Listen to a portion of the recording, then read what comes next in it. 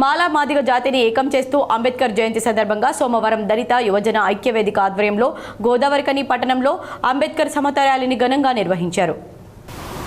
Godavarikhani main చౌరస్తాలో అంబేద్కర్ జయంతి ఉత్సవాలను దళిత యువజన ఐక్యవేదిక అత్యంత వైభవంగా ఏర్పాటు చేశారు. ఈ మేరకు ముందుగా కనీ 5 ఇంక్లైన్ చౌరస్తా నుండి మాజీ ఎమ్మెల్యే కాశీపేట లింగయ్య, దళిత సంఘం నాయకులు గుమ్మడి కుమారస్వామి అంబేద్కర్ చిత్రపటానికి పూలమాలలు వేసి అంబేద్కర్ సమత ర్యాలీని ప్రారంభించారు. దళిత సంఘం నాయకులు ర్యాలీగా బయలుదేరి Ramnagar sub station, Singareni area ఆసుపత్రి, 1 టౌన్ పోలీస్ స్టేషన్ మీదుగా ప్రధాన చౌరస్తా వరకు సాగింది. అనంతరం ముఖ్య అతిథులు మధ్య అంబేద్కర్ జయంతి ఉత్సవాలను ప్రారంభిస్తూ క్రేన్ సహాయంతో భారీ అంబేద్కర్ చిత్రపటాన్ని ఆవిష్కరించారు.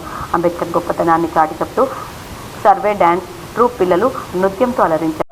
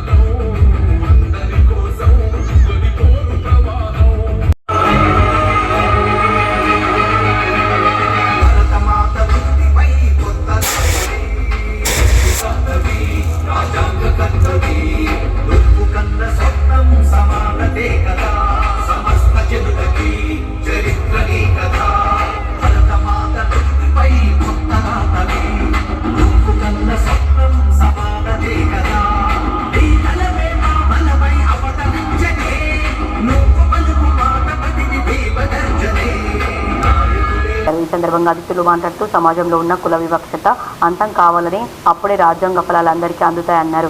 దేశంలో ఈ పాటికి అంబేద్కర్ రాజ్యాంగంలో అందించిన ఫలాలు అందరికీ చేరడం లేదన్నారు. అందరికీ సమానత్వం రావాలని, అంబేద్కర్ రాజ్యాంగం ద్వారా దేశంలో ప్రజలందరికీ ఓటు హక్కు కల్పించాలని, దళిత బహుజనులకు ఓటు హక్కుతో పాటు రాజకీయ పరంగా రిజర్వేషన్లు కల్పించాలన్నారు.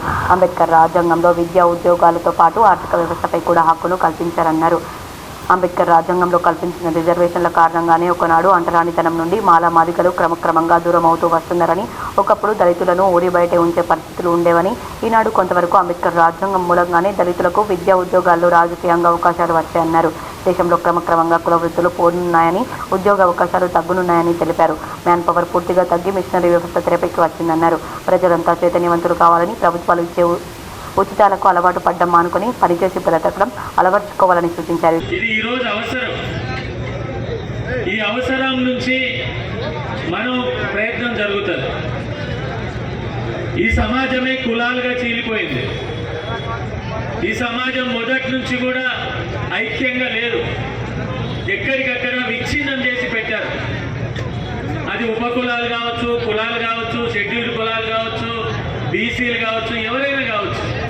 ఇది సమాజం యొక్క లక్షణం. ఇది అందుకే అంబేద్కర్ గారిని ఒక్క విషయంలో తలుచుకోవటం కాదు, ఒక్క రంగంలో తలుచుకోవటం కాదు, ఎక్కడ ఏ ప్రయత్నం వచ్చినా నేను ఒక వ్యక్తిగా ఏ అనుమానం వచ్చినా, ఏ సందేహం వచ్చినా ముందు అంబేద్కర్ గారిని దర్శించడం అనేది నా వృత్తి. ఆయన ఈ విషయంలో ఏం చెప్పాడు?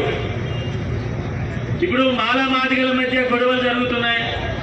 బయట నుంచి మీరే ఐక్యంగా లేరు, మీరేం సాధిస్తారనే చర్చ చాలా రోజులు ఉంది. ఇప్పుడే కాదు, ఇవాళ కొత్తగా వచ్చింది కాదు. కానీ అంబేద్కర్ గారు ఏం చెప్పారంటే, మాలా మాదిగల ఐక్యత కానీ, లేకుంటే మాదిగలలో ఉండే ఐక్యత కానీ, మాలల్లో ఉండే ఐక్యత కానీ, ఇది కులము చేసిన విచ్ఛిన్నం తప్ప కులాలు పెట్టుకున్న విషయం కాదు ఇది. కాబట్టి ఉపకులాలు పోవాలన్నా, ఇంకోటి పోవాలన్నా కూడా ఈ కుల సమాజం పోవాలి, కుల సమాజం అంతం కావాలి. ఈరోజు ప్రధానంగా భారతదేశంలో అనేక చోట్ల చాలా ప్రమాదకరమైన పరిస్థితులు ఉన్నాయి. గత 75 ఏళ్ళుగా జరిగిన చరిత్ర అదే చెప్తున్నది, ఇప్పుడు చరిత్ర అదే చెప్తున్నది. మా బంధుమిత్రుల మధ్యలో ఉంటాయి. సమాజం కార్యాచరణలకు వచ్చేసరికి ఎప్పటికీ ఉండవు అని ఇలా ఈ ప్రాంతానికి ఒక పిలుపును ఇచ్చినటువంటి హాస్పిటల్ గుమ్మడి కుమారస్వామికు ప్రత్యేకంగా ఈ యొక్క సందర్భంగా అభినందనలు తెలియజేస్తా ఉన్నాను. మాలా మాదిగా ఎస్సీ వర్గీకరణ ఏం జరిగినా ఏది జరిగినా అందరికీ న్యాయం జరగాలని ఈ సమాజం కోరుకుంటున్నది. అంబేద్కర్ గారు కూడా అదే కోరుకున్నారు. ఈరోజు ఈ యొక్క పండుగ పర్వదినం మనకు అనేక విధాలుగా హక్కులు కల్పించి మన జీవితంలో ఒక దారిని చూపించినటువంటి మహానుభావుడు డాక్టర్ బిఆర్ బాబాసాహెబ్ అంబేద్కర్ గారు. డాక్టర్ బిఆర్ బాబాసాహెబ్ అంబేద్కర్ గారు ఆనాడు రాజ్యాంగంలో పొందుపరిచినటువంటి ఆర్టికల్ 3 ప్రకారమే ఈ యొక్క తెలంగాణ రాష్ట్రం ఏర్పడ్డది. ఈ తెలంగాణ రాష్ట్రంలో మన పరిపాలనను మనమే చేసుకునేటువంటి పరిస్థితికి రావడానికి కారణమే డాక్టర్ బిఆర్ బాబాసాహెబ్ అంబేద్కర్ గారు. అనుకోవాలన్నా కానీ 5 లక్షల రూపాయలు 3 లక్షల రూపాయలు అవుతా ఉన్నాయి. ఇలా దళితులకు బీసీలకు ఏ విధంగా న్యాయం జరుగుతుంది? దీనిపైన ఈ ప్రాంతంలో ఉన్నటువంటి మనమందరం కూడా అవగాహన ఉన్న వ్యక్తులుగా దీని మీద పోరాటం చేయాల్సిన అవసరం ఉన్నది. రెండవది, మనకు విద్య కావాల్సింది. విద్య మీద మన తల్లిదండ్రులు అనేక కష్టపడి వాళ్ళ విద్యను మనకు ఇంజనీరింగో డిగ్రీలో అందిస్తూ ఉంటే ఆ రోజు మనం చక్కగా చదువుకోక ప్రయోజకులు గాక ఇవాళ రోడ్ల మీద ఉండాల్సి వస్తుంది.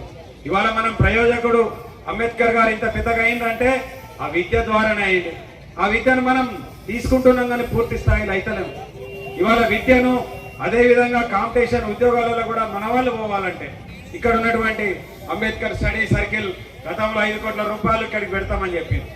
ఇప్పుడు ఆ భవనం రావాల్సిన అవసరం ఉన్నది.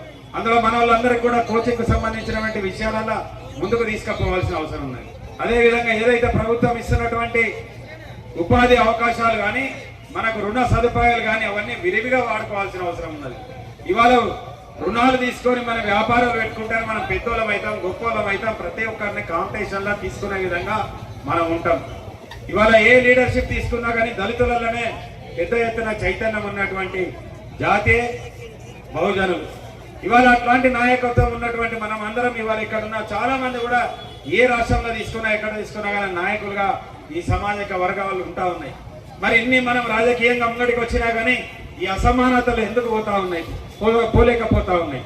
కార్యక్రమంలో సిడిఎస్ మల్లెపల్లి లక్ష్మయ్య, మాజీ ఎమ్మెల్యేలు కోరుకంటి చందర్, కాసిపేట లింగయ్య, దళిత సంఘం నాయకులు గుమ్మడి కుమారస్వామి, వివిధ పార్టీల నాయకులు కౌశిక హరి, కె స్వామి, నూనె కొబ్బరయ్య, వడ్డేపల్లి శంకర్, కాసిపేట శివాజీ, పర్లపల్లి రవి, మాధవసు రామ్మూర్తి, జేవి రావు, చింటూ సాయికుమార్, శ్రవణ్, అభిషేక్ తదితరులు పాల్గొన్నారు.